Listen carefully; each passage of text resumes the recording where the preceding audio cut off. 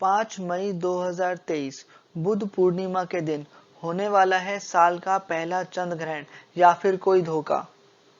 क्या सच में 2023 का ये पहला चंद्र ग्रहण है या फिर कोई मिथ है या कोई कंफ्यूजन है?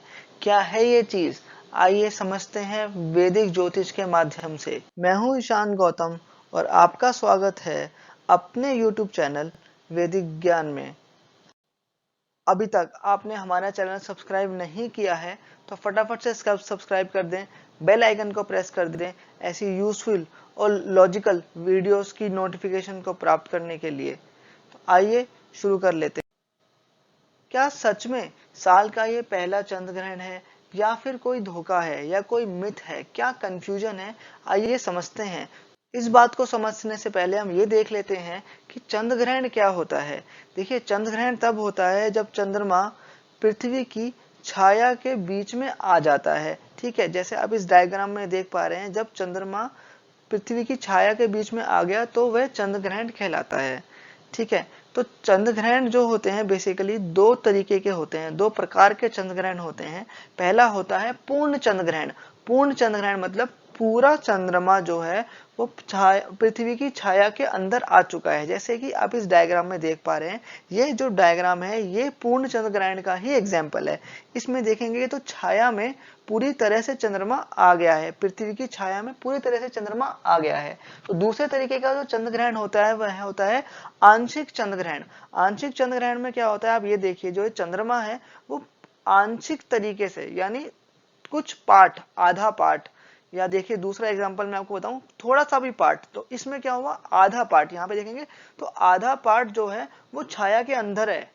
ठीक है, और दूसरे वाले एग्जाम्पल में देखेंगे तो थोड़ा सा और कम पार्ट छाया के अंदर है, लेकिन पृथ्वी की छाया के अंदर है। ठीक है, अगर कुछ भी पार्ट चंद्रमा का, थोड़ा सा भी पार्ट अगर चंद्रमा का पृथ्वी की छाया के अंदर आ रहा है तब वह आंशिक चंद्र ग्रहण की कैटेगरी में फॉलो होता है, उसे आंशिक चंद्र ग्रहण कहते हैं। और अगर पूरा ही चंद्रमा पृथ्वी की छाया के अंदर आ गया है तो उसे पूर्ण चंद्र ग्रहण कहते हैं। तो आइए समझ लेते हैं जो 5 मई 2023 को होने वाला चंद्र ग्रहण है वह इनमें से कौन सा चंद्र ग्रहण है। तो 5 मई 2023 को होने वाला जो चंद्र ग्रहण है उसका नाम है उपछाया चंद्र ग्रहण।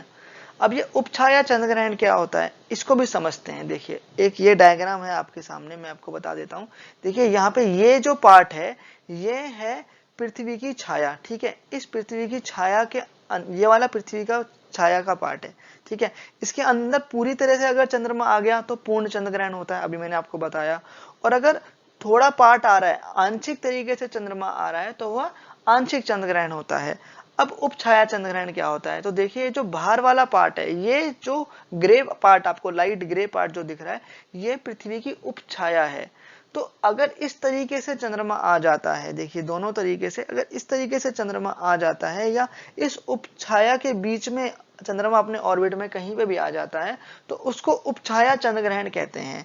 क्योंकि हमने अभी पढ़ा वैदिक ज्योतिष के अनुसार, अगर चंद्रमा पृथ्वी की छाया में आ रहा है, पूर्णता आ रहा है, तो पूर्ण चंद्र ग्रहण हो जाता है।